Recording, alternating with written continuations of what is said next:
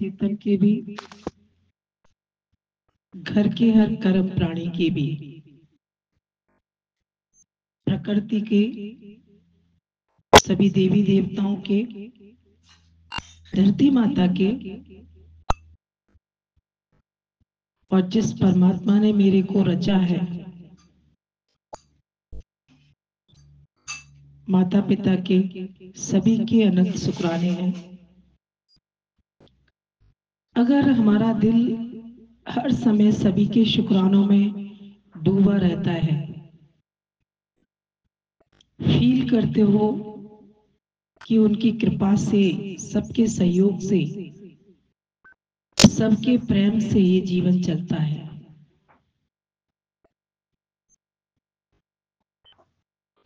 कभी स्वयं को कर्ता मान के जीते हैं तो क्रोध भी जन्म लेता है और अहंकार भी जन्म लेता है, और विषय विकार स्वतः ही पनपने लगते हैं। जब हम धन्यवाद करते हैं, शुक्राना करते हैं, तो अपने आप ही ऑटोमेटिकली नम्रता, झुकने का मन करता है, मिटने का मन करता है। लगता है कि मैं तो कहीं कुछ हूं ही नहीं, सब कुछ मेरे मालिक का है।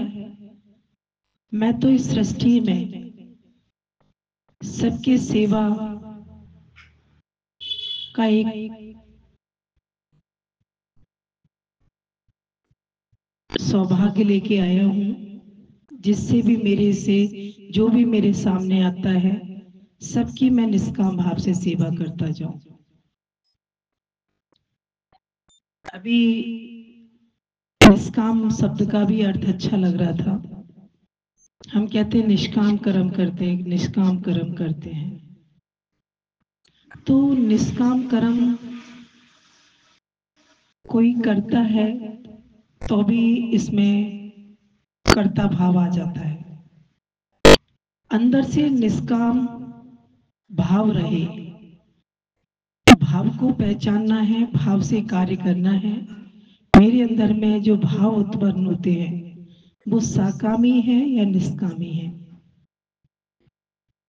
कोई भी कर्म करते हैं उसमें हमारा निष्काम भाव होना चाहिए, तो भाव को ही निष्काम कर्म बोला है। जब हमसे भाव हमारा किसी भी कामना को लेके, कर्म के प्रति कोई इच्छा नहीं होती है, तो स्वतः ही हमसे ऑटोमेटिकली कर्म बहुत सुंदर होते हैं, और कहीं हम फंसते भी नहीं हैं, कहीं उलझते भी नहीं हैं, और हर समय ये शरीर कार्य में लगा रहता है। कहीं पे भी शरीर को माइनस करके ही कर्म करने का आनंद जो ज्ञानी लेता है, वो संसारी प्राणी नहीं ले सकता। अभी बहुत अच्छा गुरुजी बता रहे थे ना कि जीवन में तुम कंचन कामने कीर्ति के चक्कर में पूरा जीवन कैसे व्यर्थ चला जाता है तुम्हारा। संसार की पूरी माया है वो कंचन है, और जब हम कंचन, सोना चांदी, हीरा जवाहरात, पदार्थ, इन सबको पहचानते हैं, तो इनको प्राप्त करने की इच्छा जो उत्पन्न होती है उसको कामनी कहते हैं।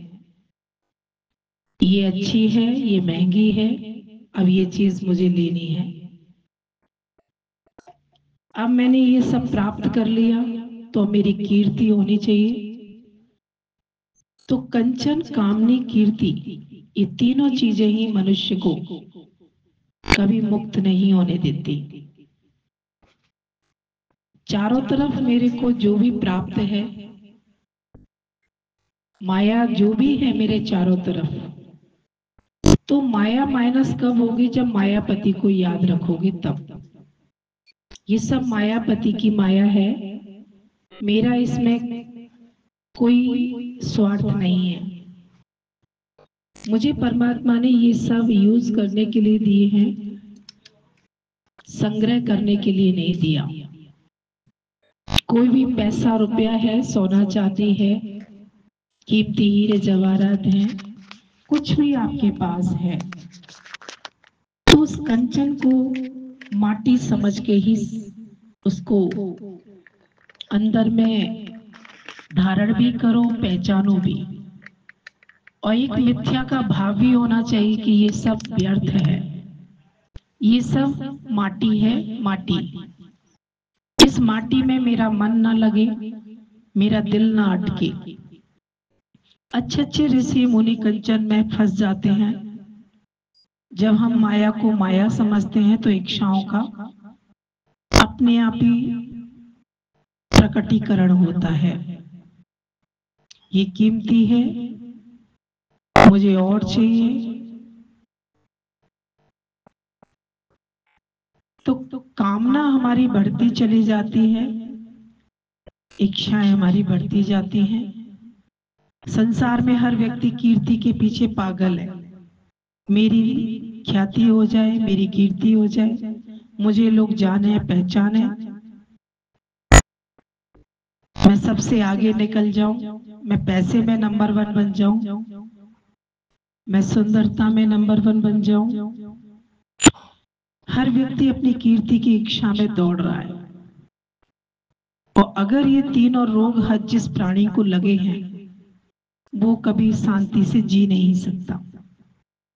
इसीलिए इस अग्नि से बचने के लिए हमें ज्ञान का बट वृक्ष जो गुरु ने हमें सौगात में हमें दिया है, और उसी बट वृक्ष के नीचे, कल्प वृक्ष के नीचे अगर हमें बैठने का मौका मिला है सत्संग में, तो इन तीनों चीजों से हर प्राणी बच सकता है।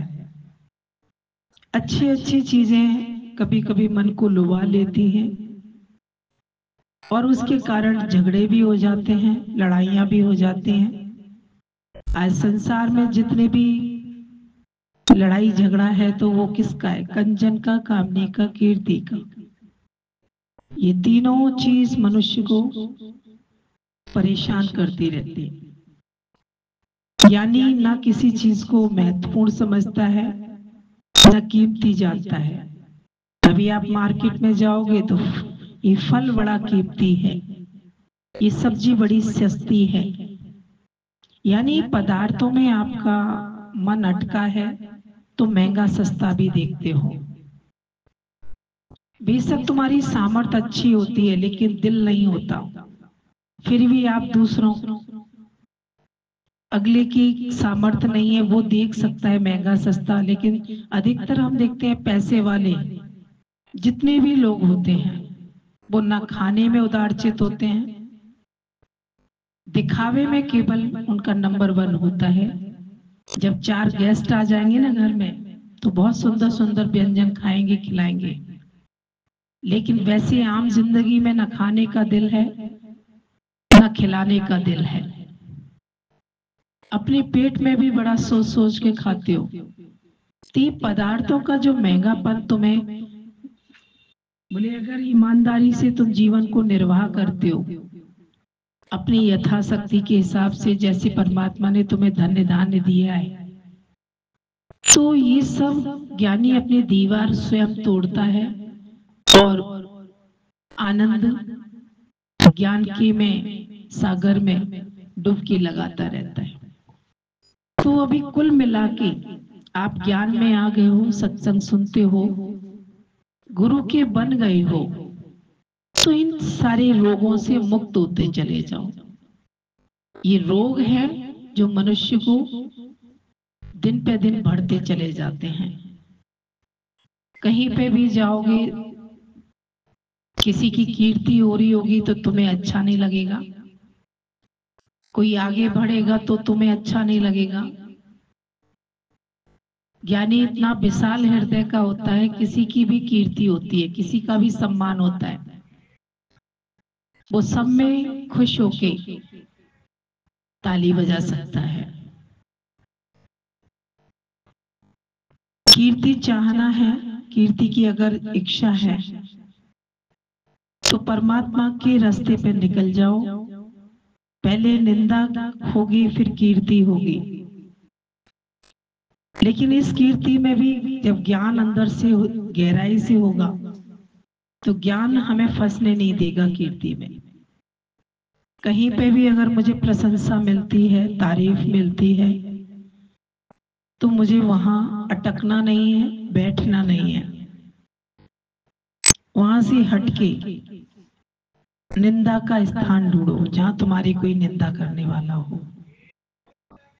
ये इतना बड़ा जिगरा गुरु ही दे सकता है कि निंदा को अपने कानों से सुनो और निंदक को लड्डू खिला सको, निंदक को सम्मान दे सको। अभी निंदा करने वाले तुम्हें बहुत बेकार लगते हैं, लेकिन ज्ञानी को निंदा करने वाले भी बहुत प्रिय लगते हैं। तो अभी अपने जीवन का सार हमें समझ में आ जाए कि मेरी उन्नति किधर है, मेरी अवनति किधर है। उन्नति के कार्य करना है तो भक्ति, प्रेम और त्याग, ये तीनों चीजें जब त्याग करते हो तो प्रेम उत्पन्न होता है। जब प्रेम जन्म ले लेता है तो भक्ति शुरू हो जाती है। जब तक हम त्याग भावना से संसार में नहीं रहते हैं तो हमसे प्रेम भी उत्पन्न नहीं हो सकता। किसी को आपको प्रेम करना है तो कभी समय का त्याग करना है, कभी ध्यान का त्याग करना है, कभी अपने सुखों का त्याग करना है। त्यागों की मजार पर ही आनंद के फूल खिला करते हैं। तो त्याग पहले हमारे जीवन में एक गहना बन जाए, शौक बन जाए। आप नींद का त्याग करते हो तो जीने का आनंद लेते हो, सुबह का मजा लेते हो। आप पदार्थों का त्याग करते हो, यूज करते समय एक त्याग भावना जरूर होनी चाहिए अंदर में कि इन सुखों पे मुझे डिपेंड नहीं रहना। जागते हुए हर पदार्थ का सुख लेना भी है, लेकिन पदार्थों को अपना आधार नहीं बनाना। तो ये जागृति, इतनी समझ, इतनी गहराई हमें गुरु देना चाहता है। त्याग में ज्ञानी सबसे आगे होता है। अभी 4 प्रेमी भोजन करते हैं, घर में करते हो, गुरु के घर में करते हो,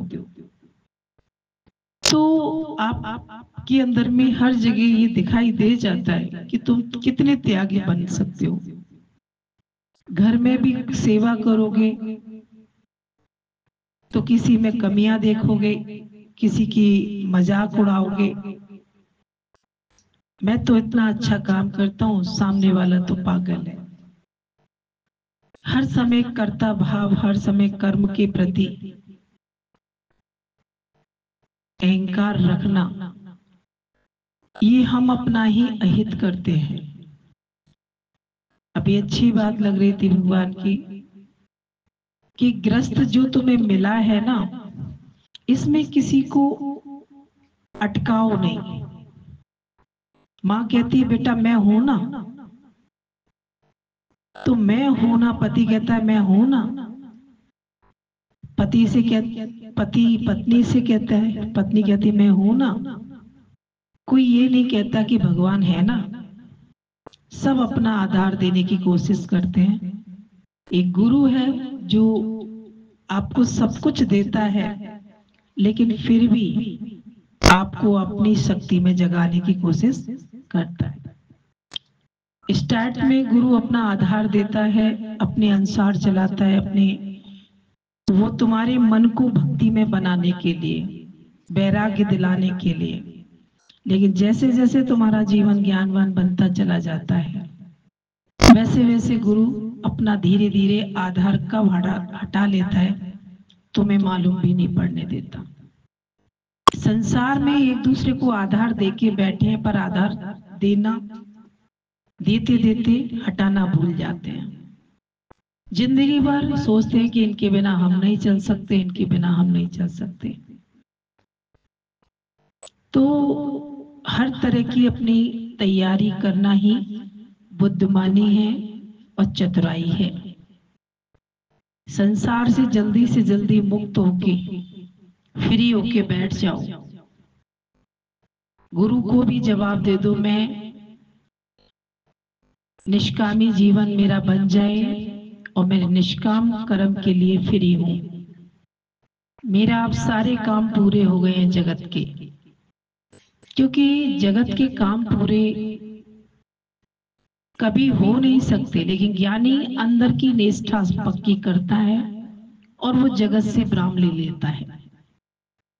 क्योंकि मेरी इच्छाओं को मैंने कन्वर्ट करना सीख लिया, तो जगत मेरे लिए अदृश्य होता चला जाता है। मैं इच्छा उत्पन्न होती है, मैं उस इच्छा को प्रभु में कन्वर्ट कर देता हूँ, गुरु में कन्वर्ट कर देता हूँ। पदार्थों की इच्छा होती है तो मैं गुरु वचनों में, भजन में, सत्संग में, पॉइंट्स में, गुरु के खजाने में मन को कन्वर्ट कर देता हूँ। मुझे कहीं घूमने की इच्छा होती है, जगह जगह संसार में जाने की, तो मैं गुरु का संग ले लेता हूँ। क्योंकि गुरु का संग करोगे तो जहां गुरु जाएगा वहीं तो तुम जाओगे। तो इच्छाओं को कन्वर्ट करने की जो कला है, ये ज्ञानी के पास अद्भुत शक्ति होती है। वो किसी भी इच्छा को मारता नहीं है, पर कन्वर्ट बड़ी समझदारी से कर लेता है। संग्रह करता है, ज्ञानी भी संग्रह करता है, पर ज्ञान का करता है, प्रेम का संग्रह करता है। तो प्रेम और ज्ञान का संग्रह करने से तुम्हारा जीवन कितना सुंदर बन जाता है।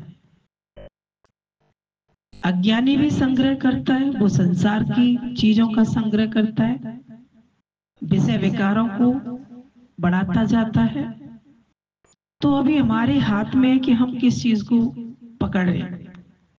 कुछ छूटता नहीं है सत्संग में आके, हर चीज प्लस प्लस प्लस प्लस होती चली जाती है।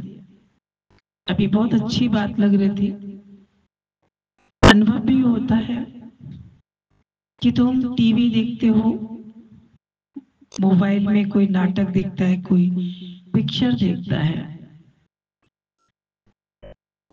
लेकिन देखने के समय आप उसमें कहते हो मैं सीरियल देख रहा हूं। जब नाटक को सीरियल बोलते हो, सीरियल, सी माने देखना, रियल माने महसूस होना।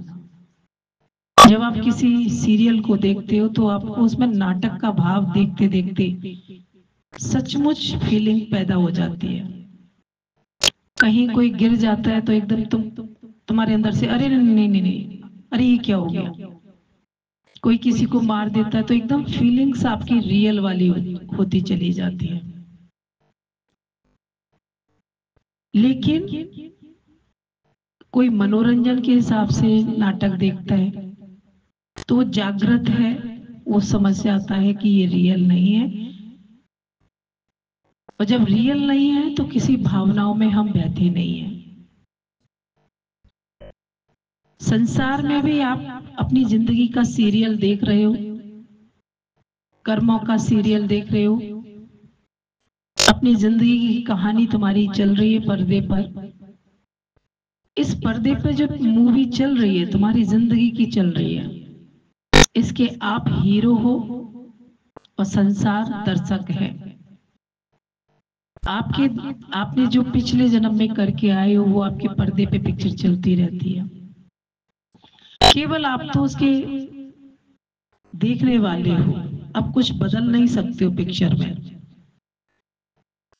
लेकिन सत्संग जब जीवन में आ जाता है, गुरु आ जाता है, तो हम उस पिक्चर को खुद ही डायरेक्टर बन के, प्रोड्यूसर बन के और बड़ी सुंदर मूवी अपनी तैयार करते हैं। अभी ज्ञानी को बाहर के सुख सुविधा की कोई इच्छा नहीं होती है, क्योंकि वो अपनी जिंदगी की पिक्चर हिट करना चाहता है। ऐसी फिल्म तैयार करके जाऊं जन संसार में, जो मेरे जाने के बाद भी लोग मेरी फिल्म देखें। ऐसे कर्म बना के जाऊं जो लोग मेरे कर्मों की नकल करें। क्योंकि समय थोड़ा है, श्वासों का खजाना बहुत लिमिट में है। चाहे इन श्वासों को ऐसे ही फूंक दो चाहे इन सांसों से काम कर लो। मनुष्य के हाथ में है सब कुछ। तो ये विवेक कितना जागृत हो, समय की कीमत करते हुए, अपने शरीर की कीमत करते हुए, श्वासों की कीमत करते हुए अपनी मूवी हिट करके जाओ संसार से। आज दादा भगवान ने अपना जीवन बनाया, उनका भी एक फिल्म की तरह ही तो जीवन है। ज्ञानी इतनी सुपर फिल्म बना के जाता है जो कभी पिटती नहीं है, दिन पे दिन हिट होती जाती है और उसके दर्शक, उसके प्रेमी और बढ़ते चले जाते हैं। आज हमारे भगवान ने जीवन कैसा बनाया, आज हम सबके लिए एक ऐसा इतिहास बन गया उनका जीवन। लगता है कि कोई भी लड़कियां, कोई भी महिला शक्ति ब्रह्म ज्ञानी बन सकती है। कोई कहता है ना कि कलयुग में ब्रह्म ज्ञान पर चलने पर इतना आसान नहीं है। कल भी किसी से बात हो रही थी, बोले अरे आपने बड़ा स्ट्रॉन्ग डिसीजन लिया है। संसार में हर व्यक्ति जानता है कि इतना सदना जरूर, मैंने अंदर से एक ही आवाज निकलती है, ये सब गुरु की महिमा है। हमारी कोई सामर्थ्य नहीं है जो इस संसार में हम ज्ञान का मार्ग मिलता सबको है, लेकिन लाइफ लॉन्ग कोई नहीं चल पाता। कोई कहीं ना कहीं बह जाता है भावनाओं में, कर्मों में, कहीं ना कहीं संसार का अट्रैक्शन मनुष्य को तोड़ देता है। तो अभी अपने अट्रैक्शन को भगवान में, अगर हमारा भगवान से अट्रैक्शन हो जाता है, गुरु से हमारा प्रेम हो जाता है, तो हमें संसार में कोई लुभा नहीं सकता। ये इतनी सुंदर कारीगरी जब अनुभव होती है गुरु जी की, तो लगता है कि वास्तव में ये मेरी गुरु की ही करामात है जो आज संसार में मैं चलता हूँ, खाता भी हूँ, रहता भी हूँ, घूमता भी हूँ, पर किसी में भी मेरा कोई अटकाव नहीं है। हर व्यक्ति का ज्ञानी ध्यान भी रखता है। कहते ना तुम 4 बच्चों को नहीं ध्यान रख पाते हो, कोई बच्चा किधर चला जाता है, कोई किधर चला जाता है, कोई रूठ जाता है, कोई, लेकिन आज ब्रह्म ज्ञानी कितने बच्चों को पाल लेता है और कितनों को प्यार दे देता है, कितनों से प्यार ले लेता है। ये एक निरीक्षा शक्ति में ही कमाल है। जैसे जैसे आप निरीक्षावान होते जाओगे, अंदर में कंचन कामनी कीर्ति का त्याग करते जाओगे, आपके अंदर में प्रेम भक्ति त्याग पनपता चला जाएगा। 3 चीजों को त्याग भी सकते हो, 3 चीजों को ग्रहण भी कर सकते हो। तो त्यागना क्या है हमको? कंचन माने माया, कामनी माने इच्छा और कीर्ति माना प्रशंसा। और इन तीनों चीजों का त्याग करने के जो हमारा एक्सेप्ट जो हमें करना है, सेलेक्ट करना है, वो 3 चीजों को सेलेक्ट करना है, त्याग, प्रेम और भक्ति। त्याग से प्रेम जन्म ले लेगा और प्रेम से भक्ति जन्म ले लेगी। और जब तीनों का समावेश हो जाएगा तो आपका जीवन ऑटोमेटिकली निष्कामी बन जाएगा। हर कर्म में गुरु याद रहे, सत्संग याद रहे, फिर तुम जो भी कर्म करोगे, हर कर्म तुम्हारा एक खेल बन जाएगा। जैसे मेरे गुरु ने मुझे आज्ञा दी है, उसमें मुझे जो भी चैलेंज आएगा उसे मैं हंस के क्रॉस करूंगा। हम लोगों को कभी भी कोई चीज भारी लगती नहीं है। क्यों नहीं लगती? क्योंकि गुरु जी का जीवन देखा था, आदर्श देखा था उनका।